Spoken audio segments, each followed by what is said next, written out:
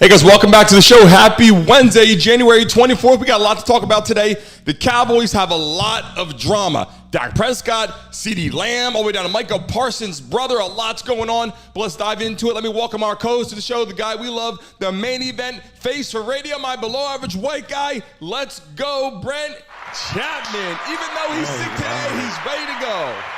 And I am fully doped up on Sudafed and Advil and the full cocktail. So I will definitely give my most energy today, Brandon. I love it. I love it. Listen, the Cowboys have a lot of drama going on, Brent. A lot of drama, and I don't know what to say about it, but I can tell you this. Dak Prescott has a lot of concerns, a lot of issues. Obviously, CeeDee Lamb's mom has taken it there to social media. Also, Micah Parsons' brother jumps on the air and just starts saying whatever he wants. And then Micah Parsons later backs up and says, hey, that's my brother. He has his own views. He tried to cover it up. But at the end of the day, I got to tell you, there's a lot of turmoil right now going on in Texas where you are. You're in the stadium all the time. You're at the Dallas Star all the time. What the hell is going on in Dallas, Brent? Yeah, they're falling apart, baby. I think that, you know, obviously this is the postseason, sort of post. They lost unexpectedly. There's some anger and they're upset. And we'll see how Jerry handles this. Look, Jerry doesn't give an F. He just doesn't care. These guys, they're coming. There's been lots of linebackers. There's been lots of defensive ends. There's been lots of quarterbacks. They come and they go. But one thing remains the same in Dallas, baby. Jerry Jones. He is the consistent, everlasting dinosaur. Dominant figure. So Jerry has to figure out what to do to appease his fan base and to kind of calm things down in the locker room. But yeah, the noise is growing. I don't know what you're going to do. I think Jerry loves Dak. I think Jerry knows it's hard to find a quarterback. I think Jerry knows he doesn't have one accessible at this point. And Dak's value isn't incredibly high right now. I don't know. I mean, could he trade him? Maybe, but I don't think he would even consider it. So Dallas is in a tough spot, bro.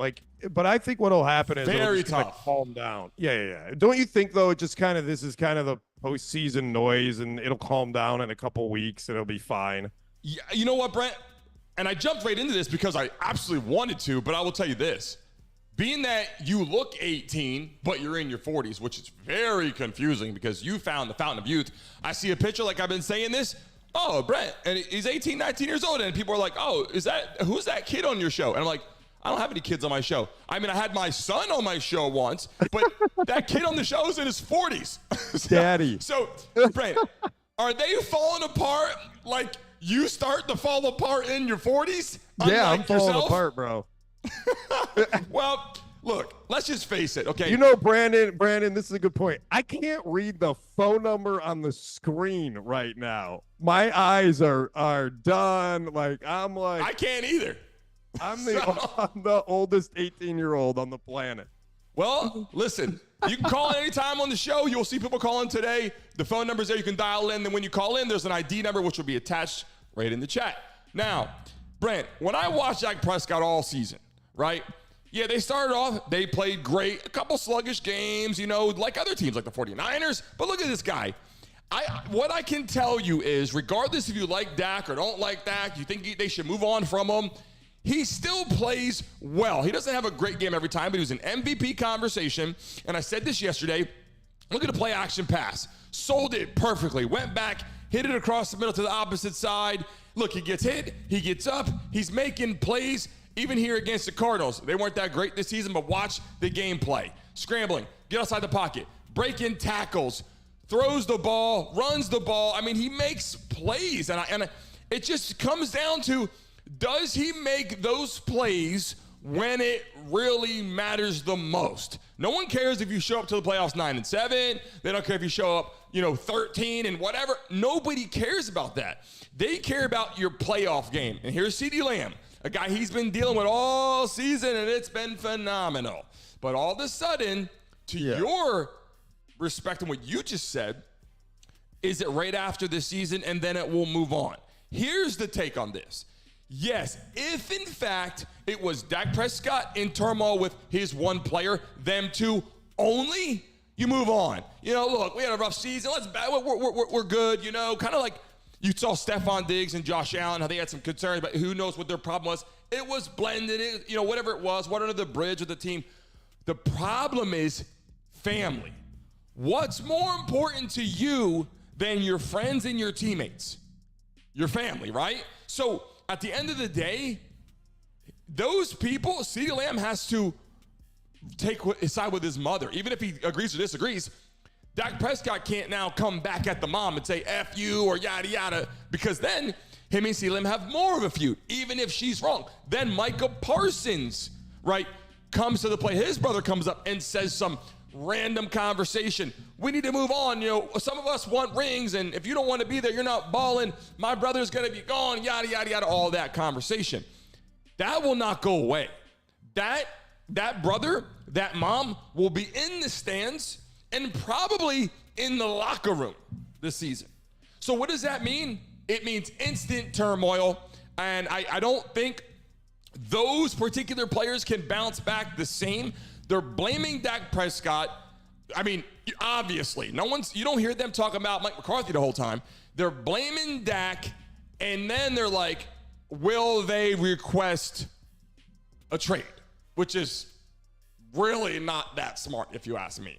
But turmoil. Dak, this is Jerry's got to figure this out, right? So Dak is a good quarterback, and Dak has performed at a high level. Look at the stats. He was in the MVP discussion. He led him to 12-5 3 seasons in a row. I'm pretty sure there's like 28 other owners in the league that would be really happy with 12-5 3 seasons in a row, right? I mean, that's like maybe the Chiefs and the Bills don't care, but everyone or the 49ers, but everyone else is probably pretty happy with it. So Dak is performing what he's supposed to do. It's one game. All right. And I know that it's the last game and it's the playoffs and it kind of is your career, right? But it's one game. They play 18 games or 19 games in a season. He had one bad game, right? So that's why they just roll it back. They go, okay, well, next year we'll be better in that one game, right? And so I just don't. Now, if you're asking me, what do I think Jerry's going to do? I think Jerry's just going to kind of hold firm with Dak unless something happens. Unless it begins to cost him other important players. Unless the behavior or the performance begins to cost him Micah Parsons, CeeDee Lamb, Tony Pollard, all the other great players on their team, coaching, then he might have to handle the situation. Hey, good morning, Snowman Multimedia. Good morning, Teresa. Obviously, Brent, you're on there. Good morning. Good morning to everybody in the chat. I want to make sure I say this. Laura Flowers, that's my mom there. Good morning to you, Brendan Wilkerson. And good morning, Candy Spraggins. Good morning, Buffalo Hogan. Good morning, everybody watching the show. We will get more interactive with all of you. If you're comment on here, we're going to communicate with you and talk live to make this more more interactive as we expand our network. So good morning to all of you. And I see there, Buffalo Hogan says, to Minnesota. Do you read this, Brett? Dak come on. Minnesota? Buffalo Is that because Hogan's why? Smoking crack. Buffalo Hogan, why should he go to Minnesota? Is that because you don't like Minnesota? Or because you he said where they don't care about winning. Good morning, Brittany, my wife. Good morning to have you in the chat as well. Where they don't go to Minnesota where they don't care about winning. Any given time, you can call in. We're talking about Dak Prescott and the quarterback drama. And listen, a lot of teams have drama. We talked about yesterday, obviously, too, even with the Patriots and, Mac Jones, Bailey Zappi, their drama. If you look around the league, there's quarterback drama everywhere because they want to win. But what makes Dallas so different and why the drama is so different is because his own team is hating on him. And we talked about Mac Jones yesterday. That was the other one that was kind of weird. You're literally hating on your quarterback who runs your offense, who's a leader. He's the captain of your football team. If you're hating on your quarterback, there better be big time reasons. And the big time reasons, when they show up on the clips and on the tape, he makes bad throws. But you can't hate on a quarterback that's operating like this, running for first downs and throwing for first downs, throwing for touchdowns, and he has high stats, and he's in MVP conversation throughout the year. And again, this clip right here shows how the running game, sell it, reverse field, throw the touchdown. These plays, they come off like, oh, that's just a small little pass. Every single play in the National Football League is difficult. And Dak Prescott is a quarterback that they had in the same conversation. They said Brock Purdy, Dak Prescott, Lamar Jackson, Josh Allen, and then Patrick Mahomes and Jalen Hurts were there, then they were gone. And look now. It's like, oh, the Cowboys are out. Dak Prescott sucks.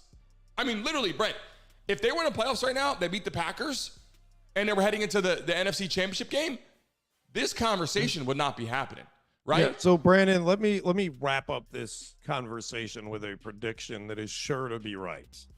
All right? Jerry is going to go package all this together and play nice and say, come on, because he has no backup plan at this point. He's retained McCarthy. That's obviously not to rebuild. He has no quarterback in the waiting. He doesn't have the picks or the draft capital or the free agency money to spend. So he's going to go and try to make everybody happy, but it's dead and it's over. And here's what's going to happen. They are not going to make the playoffs next year. They are going to underperform. They had 3 years at 12-5. They will get 8, 9, 10 wins next year. Then Jerry will blow it up again. If you're watching the chat right now, should they cut Dak Prescott? In the chat right now, they will not. He's going to let it ride for one more year, and it's going to implode. And then he'll have to blow it up because he just has no option to blow it up now. It's stupid. Might as well go one more year. But I want you to give, Brent, for people that are coming here and watch this live, and as we do on Fridays moving forward, we're going to have topics like this that we have a little bit of a stronger debate. I want you to tell me before we move on, there's two things I want to ask you.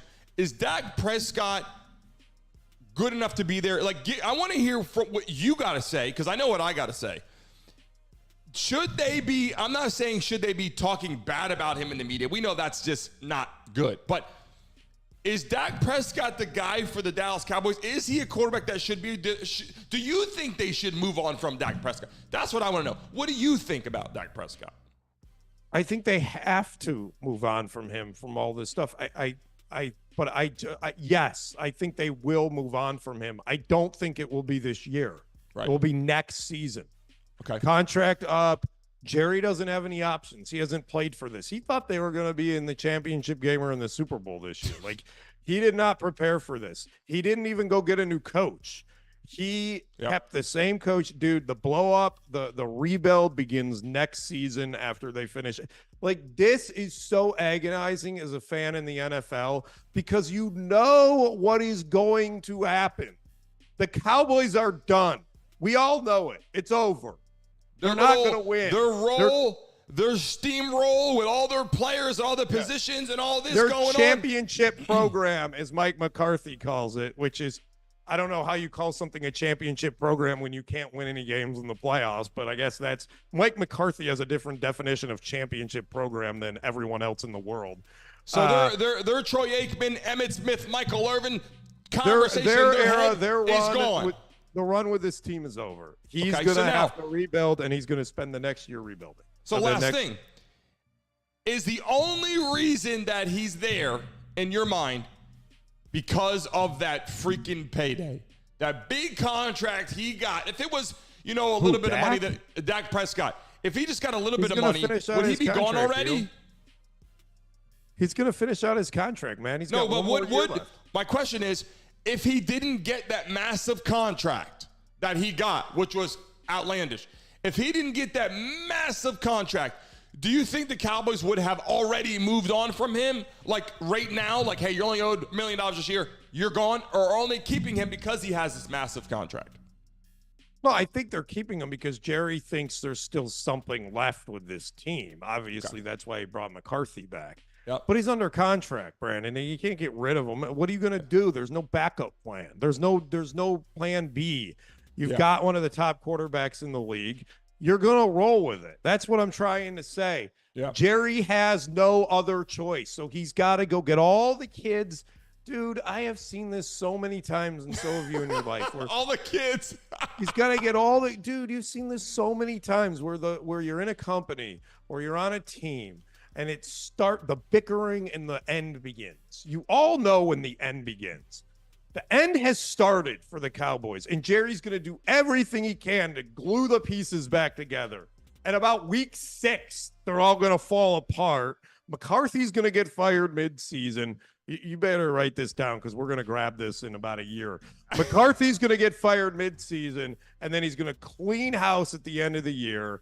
They'll have a good draft pick. He might even trade Dak at some point. I don't know. We'll see. But Well, Brent, here, before we move on from that topic and why this is important, because people are going to click on this and watch, I will tell you this. I like Dak Prescott for these reasons only. He plays hard to his ability. Whether he's the best in the league or not the best in the league, they believed in him. He's with the Cowboys. I like how he plays. He's focused on organization. He shows up every day. He wants the ball. It's not like he's showing up sluggish. He's playing hard. He wants to be a leader. He's vocal. I see him on the field rallying the troops. He's not out there walking around like Jalen Hurts, like his tail between his legs, like, let me take my ball and go home. Like, that's not what he's doing.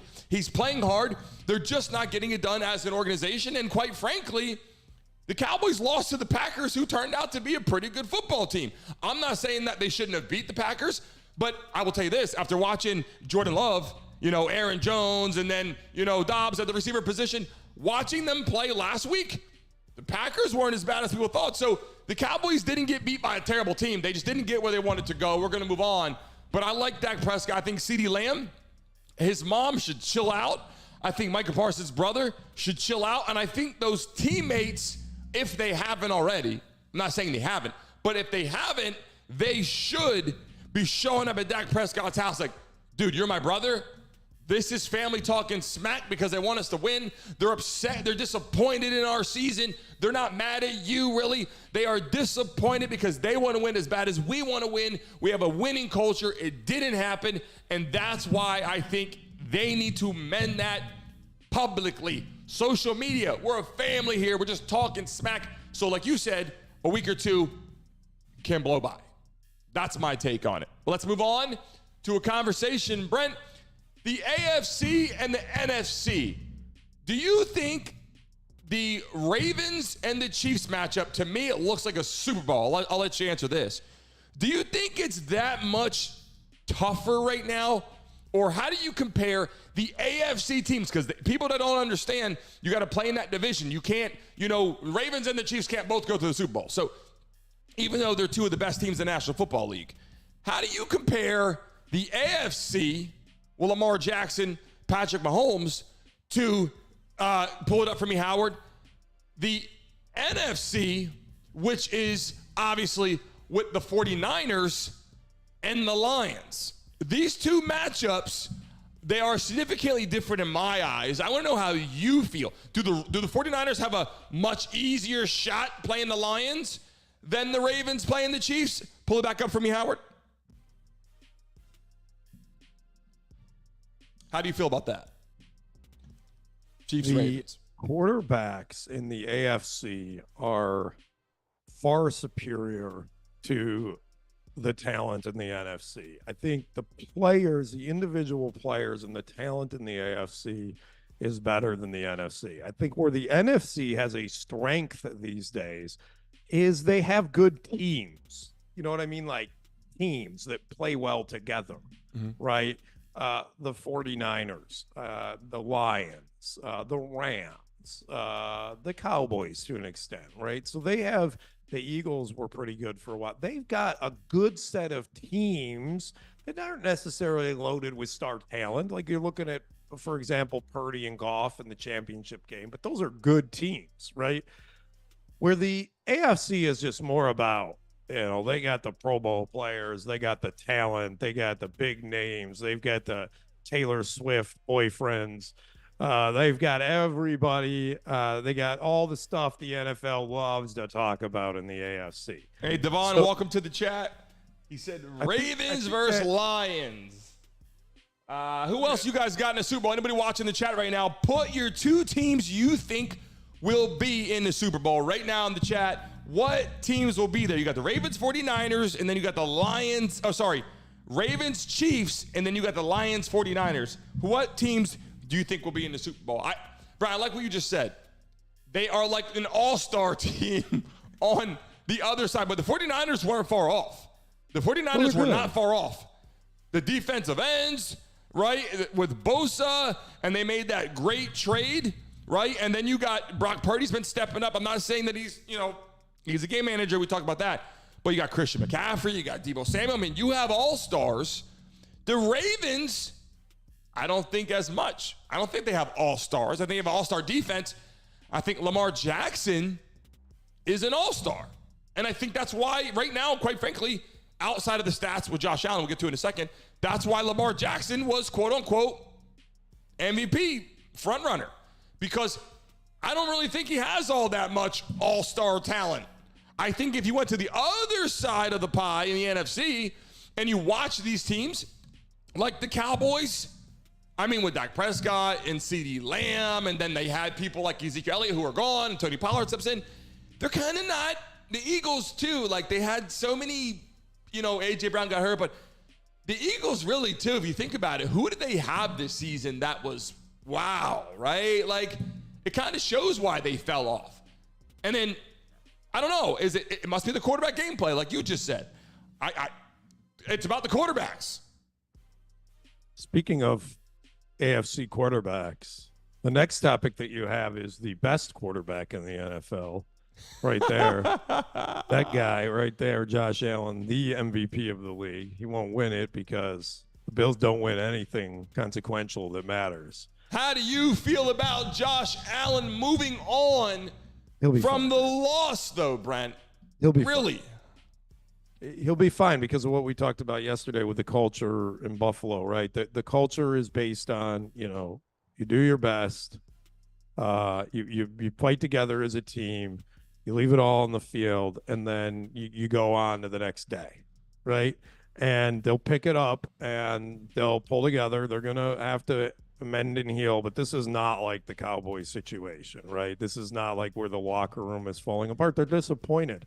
They've underperformed from what people believe, but if you really look at what they've done, they did overperform. I mean, they were not in a good spot early in the season, and then they really did overperform at the end to the point where everyone thought they were the favorites, and so I think they'll be fine. Josh, they're all going to need, again, a little bit of time, but the opposite of the Bills culture and the Cowboys culture is the Cowboys culture is very, I think, self-focused. Turmoil. Right? Yeah, I think just in general, Jerry's culture is very self-focused. But wait. But Josh, hold on a second. And I like where you're segueing this here, but here's my thing. Josh Allen has to show up, and people that are watching this right now, if you haven't been in the locker room, show up. He's been showing up. No. I don't mean show up and ball. I'm saying this. When you walk off that field as a warrior, and I know what it's like to be on the field with a great quarterback and the morale and the culture. When you play your heart out and you walk off that field and you go, man, we were just one player short, or this guy was hurt. I get that. But when they walk off that field, they had a couple things. We missed a field goal. That was big. The Bills might be ready to move on and play against the Ravens right now if they made that field goal. But after that game, you walk into the locker room and you go, what do we got to do to get better now? It's only been a couple of days, so some of them are going to be a week out, right? Take a little trip, come back, regroup. Some players will be cut. Some players will be back. Some new contracts, some trades, some new faces. But as the quarterback in the face of the franchise, Josh Allen is already in the training room. He's already meeting with people, and he's just probably going, okay, I need a little break. But we had the team. We had the team to win this year. And they really had some injuries, but they could have won the Super Bowl this year. So to your credit, saying that he could have been the MVP instead of it, which isn't really out yet, but you think he's the front runner for the MVP and not Lamar Jackson. But I'm just saying, it's got to feel so different when you show up and you go, we should have won the game. The Cowboys should not have won the game. They got their ass beat. The Josh Allen and the Bills are like, dude, why didn't we win this game? And I know the feeling's got to be like, okay, but I like your culture conversation a lot. I really do. Yeah, they're just gonna look. They're gonna use this time to. They're given a couple months here to refresh, and they'll come back. They're professionals. They get paid a lot of money to play football. There'll be some changes in the locker room, but Josh is just gonna learn from this and move on. Like, that's their culture. Like, there's nothing they can do about it at this point, right? And so that's what it is. They're not imploding. They're not blowing up the team. They're not firing the coach. They're not firing the general manager. They're just moving on to the next year, and that's what they're going to do. And they're going to, there will be changes to the organization, like changes to the team, right? There's contracts expiring. If you look, they've got a lot of starters whose contracts are expiring. The Bills have really struggled with this over the past couple of years since they had to start paying some of these guys big dollars, is that they're getting cash strapped and they can't retain everybody. And so, this is what happens when you get out of those rookie contracts. So we'll see how they recover. There'll be a bunch of new starters. There'll be some new players, and maybe those players will provide some life. Buffalo's made some bad decisions too, and I'm sure we'll get into this as we get closer to the draft, right? Von Miller was horrible. Like, eating up $30 million on your cap for a guy who has like 2 tackles a game was a terrible decision. Trey White is $25 million a year, and he's played 4 games the past 2 years. Like, I mean, look, I like the Bills. I like the Bills across the board. You can't look, the fact that they competed at this level with 2 guys, $50 million of a $225 million cap. That's like 20% of their cap basically was flushed down the toilet this year, and there's probably even more of that. Can you imagine when they actually are allocating that money to players on the field? Listen, the Bills fans watch us right now. We have people that are trying to call into the show. Howard, send a link there or let them know. Tom, welcome to the chat. Good to see anybody. You can call in. The number's right there. You can call and talk live, and people can hear you loud and clear. Just get that right meeting ID. Once you call the number, there's a meeting ID. Howard will place it for you in the chat. I like what you said, and I got to tell you before we move on, I think Josh Allen and the Buffalo Bills this season have built more fans. They created a culture a lot like what the Lions are doing, but the Bills are stronger. I love their fan base. And they got to be ready to play next season. I think people are going to be excited regardless, like you said, about the Buffalo Bills. We're going to move on to Bryce Young. I believe there will be some people calling in a second, and we're going to talk about the Cowboys when people call in. But let's move on real quick to Bryce Young. Do you think Bryce Young could turn the Panthers around with, look, a couple players come in, great. It's not about the players for me. I believe Bryce Young is either going to be an NFL quarterback, like how CJ Stroud showed up, he'll eventually play great, or he's going to have to maybe when he gets his extended contract at another team, because he showed up. If you're the first pick in the draft, the first quarterback taken in the draft, you're going to a shitty team. Wake up and smell the coffee, because you're not going to a good team when you get drafted. Already talking about a new team. It's his first year. Give the guy a break. No, the guy's great. Hold on. I'm not saying the guy's bad. Bryce Young is a great quarterback. I'm not saying that. I'm saying he played for a great college football team. You go number 1 pick. You go to a shitty team, and you are not going to be good at first for the most part. It takes years for a quarterback to truly develop. The CJ Strouds, they're what do you call it? Irregularities. Exception. They're outliers. Okay. Sorry, I was trying to figure out the right word. CJ Stroud is an outlier. Every other guy, Jordan Love had 4 years. Aaron Rodgers had 4 years. These guys, look, Geno Smith took 7 freaking years. These guys take time to develop. It's okay. Number 2, the team he plays for stinks. Okay, that's what I'm saying. Terrible. So I hate this conversation about Bryce Young. Just let Bryce Young play. Put some shut up, put some players around him, Yep. which is exactly what they've done. So the news here is the Panthers hired Dan Morgan as their general manager. Yep. You know who Dan Morgan is? Yep. Brandon, Dan Morgan was a first-round pick out of Miami, the U. But Brett, you're still missing the point, though. I'm not saying Bryce Young is a bad quarterback. I think other people in the media, and I agree with you, should chill out, relax, bro. Right? Relax, bro. I get it, but I do not think while Bryce Young is with the Panthers that they will build anything in that time frame. You're wrong. I think you're wrong. I mean, this is how it works. You draft a guy number one, your team stinks. You start to build up. You bring in a new general manager somewhere along the way to do this. So I want to talk about Dan Morgan. Dan Morgan was a player who played in the league. He played with the Panthers. He went to Pro Bowls with the Panthers, right? He played in the Super Bowl with the Panthers, right? He had 25 tackles in the Super Bowl with the Panthers, right? He's a Carolina guy. Now, he's been in the Bills front office.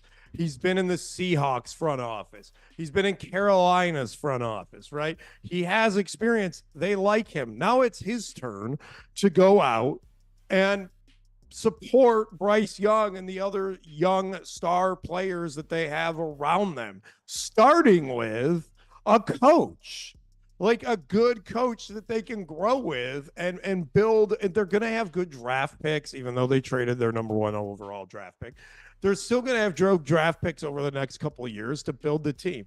Bryce Young will be part of a puzzle. Will it be? We don't know. Is it likely that they improve and they make the playoffs in the next 3 to 4 years? Yes, because that's kind of the cycle of this. You suck, and then you look at Houston. They were the second overall pick. Then they made it to the divisional round this year, right? So the cycle is you rebuild, and then you're up into the playoffs in the next 2 or 3 years. If you're not, then you got to start over again. Hey, we got a live call right now. We're talking about the Cowboys. Let's take it in. See if he has live audio here. Are we there? Brandon, how you doing? Who we got on the Peter line? from New York. Who is this? Peter from New York. Peter from New York. Peter, welcome to the live, bro. It's good to have you on here talking sports. What's going on, man? How are you in New York? Good. I just got back a couple days ago. I was in Florida. I was in your territory, but now I'm back, and I'm happy to be back. It's so much colder, and there's snow on the ground over here. Listen, Miami's a great place to be in the wintertime. In the summertime, you sweat your balls off. But listen. Dak Prescott is getting ridiculed by his entire team, okay? His entire team now. It's Michael Parsons, who's a star on the defense. His brother's hating on him. CeeDee Lamb, his mother's hating on him. Are they trying to ridicule Dak Prescott and get him off the team or what? What's going on with Dak Prescott? Look, somebody is to blame for these last, 6 years? I remember when Dak Prescott was a rookie, that Zeke Elliott, Dak Prescott rookie season, when they were the nice, hot team on the block, and everybody was saying, oh, my God, this is the future of the league. These guys are going to win multiple Super Bowls. They're unstoppable. That was 6 years ago, and what have they got to show for it? Hey, Absolutely listen, nothing. But Jerry Jones is a dinosaur. Jerry Jones is a dinosaur. Are they trying to get rid of Dak Prescott? Or they want to keep Dak Prescott? What is the real situation? Because what if your mom is in the chat right now, my mom's in the chat saying, F Peter, he sucks. Get him out. Do they get rid of Dak Prescott? What's the turmoil about? I don't care what mom says. I'm doing what I can. Nobody's going to stop me. If they move on for me, they move on for me. If I'm Dak Prescott, I'm taking whoever will take me, and I will try and prove him wrong. You put him in a new situation, that could light a fire underneath him, and that could propel him to that next level. Maybe he needs a change of scenery. Maybe he needs to be in a different situation, and that's what gets him to the promised land. But Cowboys are not going to go anywhere. They'll go first round, second round, whatever it is with Dak Prescott. They will not get any farther. And I like what Brent had to say. I think a hard reset is in order. Don't try to take Brent's side. Brent is Everybody not. loves because Brent knows what he's talking about, bro. Relax, bro. So Peter, while I got you on here, Where should Dak Prescott go? Where would you like Dak Prescott to go? Because by looking at this picture right now, he's on the damn bench, and they're hating on him, blowing his spot up. His entire social media is looking terrible. Where would you like Dak Prescott to go? Where would I like him to go? The XFL. I'm not a big Dak Prescott fan. You're in New York. You're in New York, so we're going to send him to the Giants. It's the UFL for the record. Not a terrible idea. That Daniel Jones contract is looking almost as bad as the Von Miller contract. Daniel Jones is not the guy. Like, I'm saying the Cowboys fans are in a bad situation. Giants fans are in a worse situation. So be grateful you at least made the playoffs. You got this far. You had this situation. But, oh, my gosh. I'm going to be honest with you. I think the Cowboys hold on to him for one more year, and in that year, after the season, Aaron Rodgers retires. He goes to New York. Listen, I like what you said about it. I got a question for you before we take the next call. For $50 to your Zelle account as soon as we get off the air, okay? Here you go. Yes, if sir. you get it right, it's a hard question. You got 5 seconds.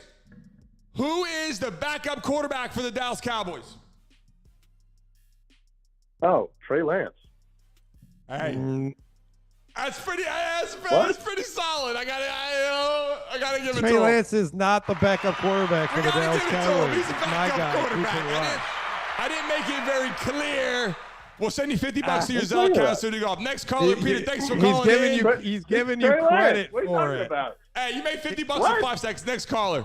A backup is Cooper Rush, but he's giving He's you still a credit backup. for it. What are you talking about? How is it Cooper Rush? They traded for him. Hey, Cooper Rush is playing the backup for the last Next 4 caller. years and plays every Okay, time look- Dak doesn't play. that who was we good, got though. calling in now? You there on the line? We got Tom. I gotta wait for his audio to pick up. So when he comes in, I'm sure he'll talk. Brent, Hey, Tom, you're on. What do you got for us? Hey, what's up, guys? Tom, what's going on, buddy? Where you at? I'm actually sitting in my parking pad in this cold weather. Just dropped my daughter off. What Feeling state good. are you in? I'm in Pennsylvania. Pennsylvania. Brent, I was Pennsylvania. born in Pennsylvania. Grew up there, Jersey, born in Pennsylvania. Tom, tell us what you got. Dak Prescott, Cowboys. What's going on with the drama in Dallas? Well, me personally, I'm a Dolphins fan, so I could care less what he does. But I honestly think the Cowboys should move on. As it was said previous, I think there's been, he's had his moments there. Time to move on. Change of scenery. What do you got? What do you got for us, Tom? Why'd you call in? What's on your mind about sports? Talk to us. Oh, sports. The man you're sitting next to. the man you're next to. Let me just say this to you, Brett. I've seen Brandon since he was a little kid. Went to school with his mother and father. Went to school with his mother and father. So I've seen Okay. this young man propel from a young man to star status. Let's just say that. I appreciate that. Can you tell us a good Brandon Mason as a kid story? We'd really like something. The more embarrassing, the better. I'll This tell you guy's- what. I can honestly say I don't have anything embarrassing because he really was, and I'm not just saying it because we're on the air. He was always a good kid, decent kid, very respectful. I wasn't paid, so let's clear the air on that. I wasn't paid for that, but no. Tom, but were his you mother at the and father, games? Were you at the games? absolutely. And Brett, for Right. you, I actually had the privilege, 1986. I'll hold this near and dear to my heart because not too many people got to do this. I got to see the 86 Cowboys. I met personally, and I have a beautiful picture of me and Tom Landry. Awesome. Got to meet him. I met the entire 86 team, Billy Bates, Too Tall Jones, the entire team. Got to see the locker room.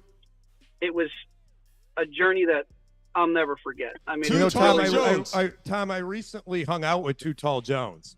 did And you I'll really? tell you, I got to tell you, though, he actually, for his age, looks incredibly good, number one. Number two, with today's professional athletes, too tall is not the right. He's really not that big anymore compared to the professional athletes today.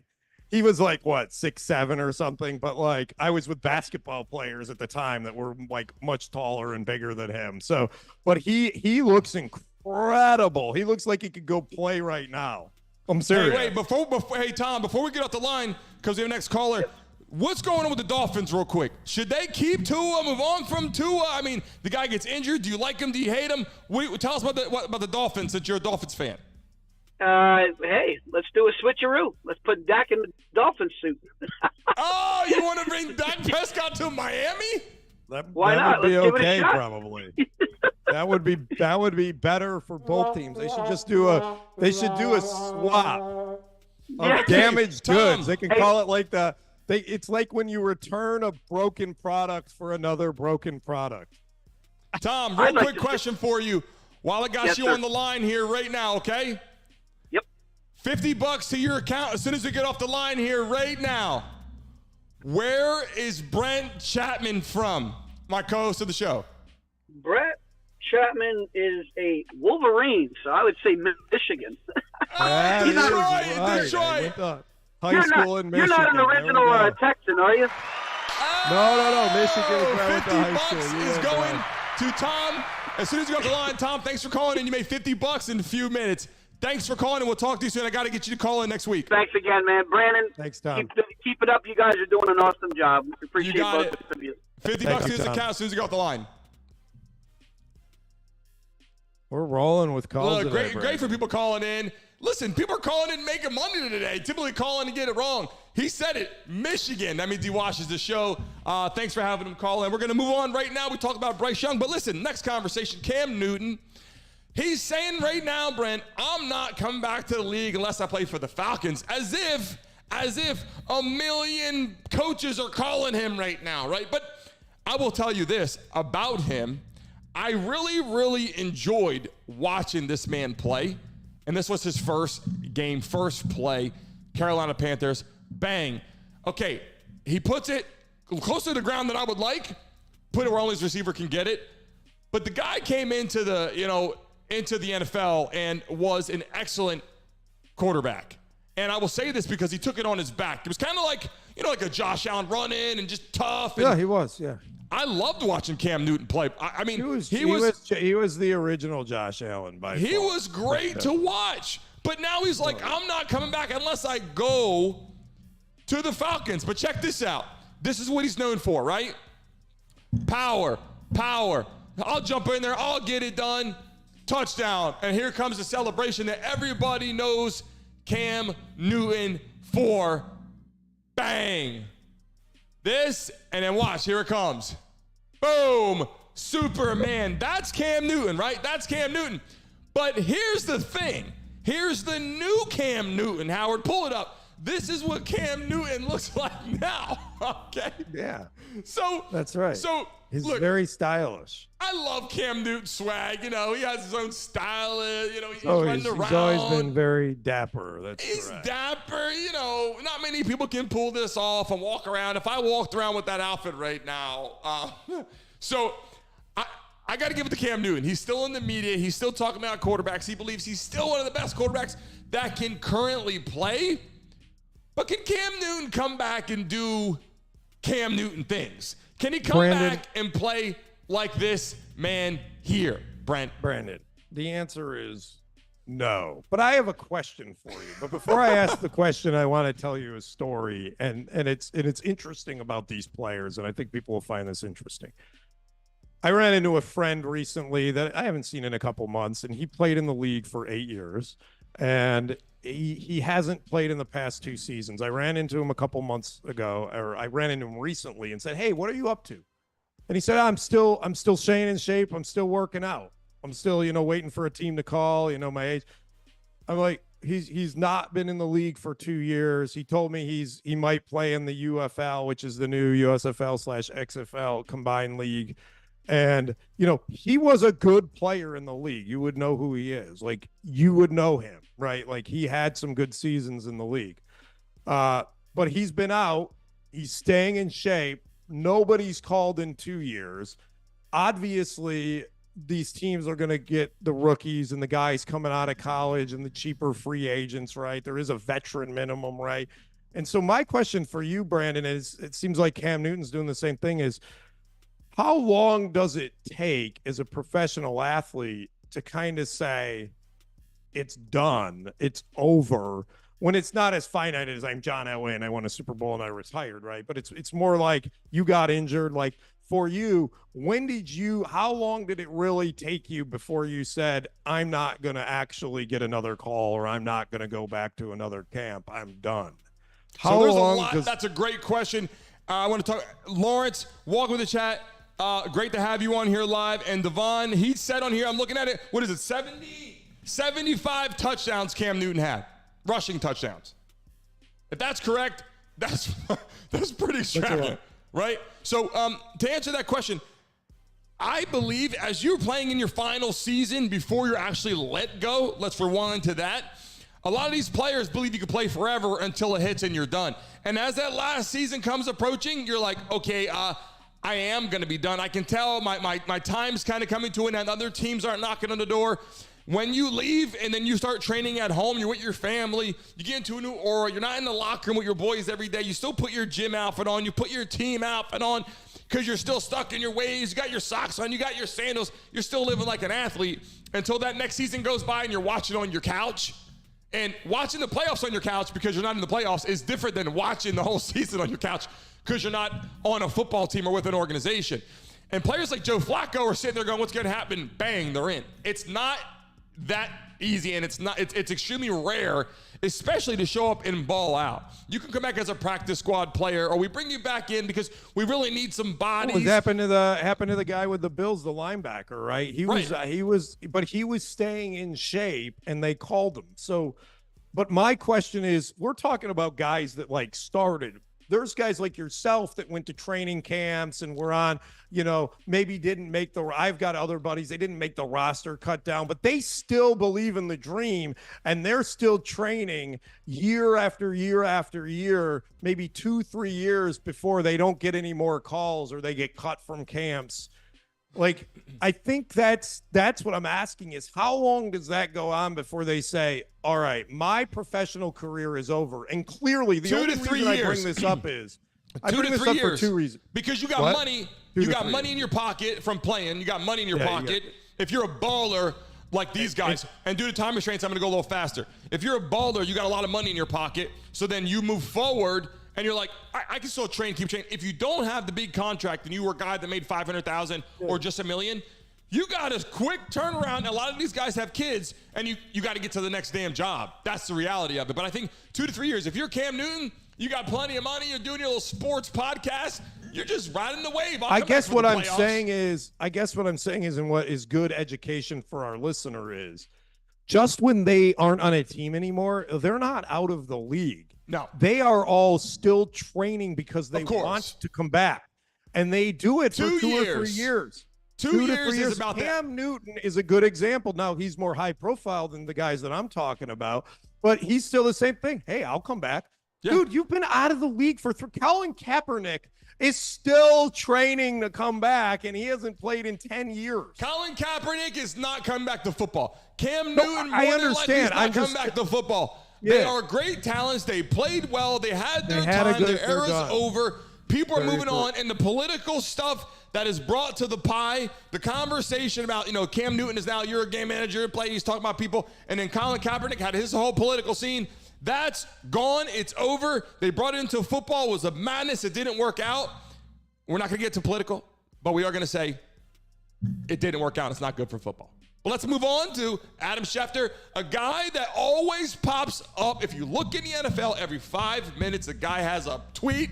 He knows all the inside information, Brent, before anybody does. It's like, oh, this guy is suspended. You're like, how the hell did he know that? Then, oh, this guy's being traded here. How the hell did he know that? He's an ESPN analyst, the main ESPN analyst, the guy who knows inside information, the ESPN insider.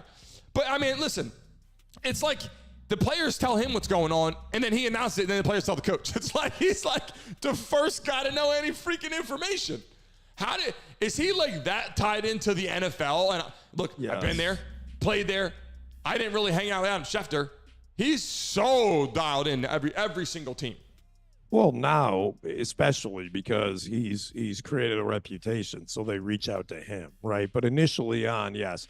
I think I talked about it the other day with Mike Florio, right? Mike Florio was the same way. He had a few contacts, and then they kind of grow as he becomes more credible. And so he's getting inside information before other people do, and that just continues to grow their reputation, which continues to expand their circles. It's like everything else, right?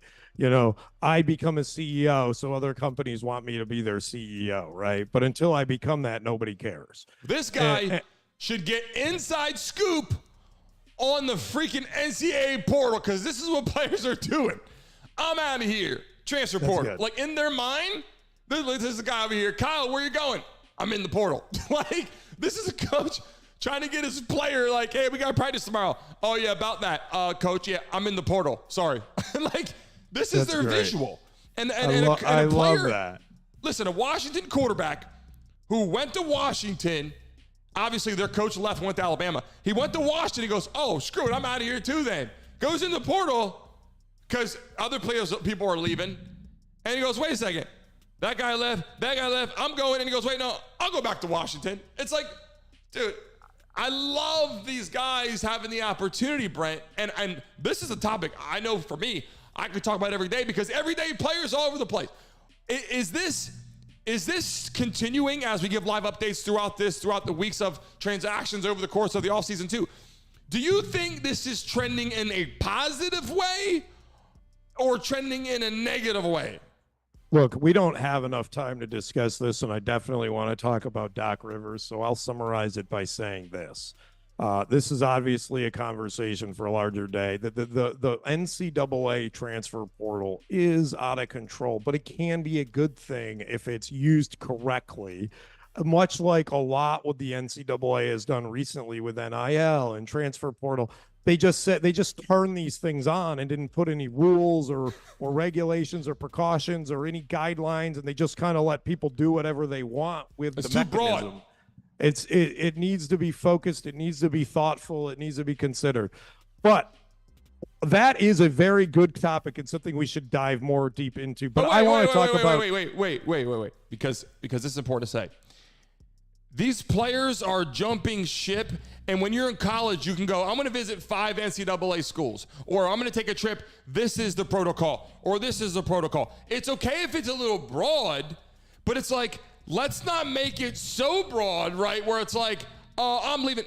They should make it maybe where you can jump in the portal once, or in your entire career, you could jump in the portal twice. Because there's players like Tua's brother who are just like, well, I'm going to go here. Well, you know what? Nah, it's hot. It's too hot. I'm going to go, oh, it's cold. Oh, I don't like this coach. I'm gone. And I don't think any organization, any college institution can build a solid program if every time you wake up, players are in the portal.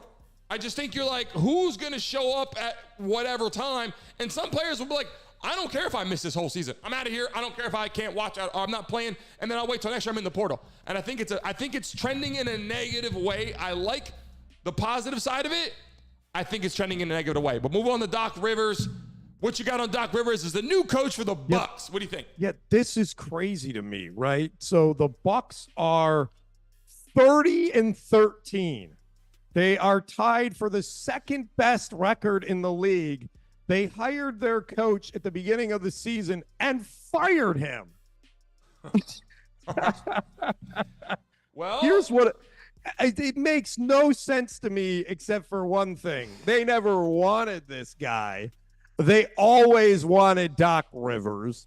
Doc Rivers became available, and so they just fired him and hired Doc Rivers. Is this like Bill Belichick? Yes or no?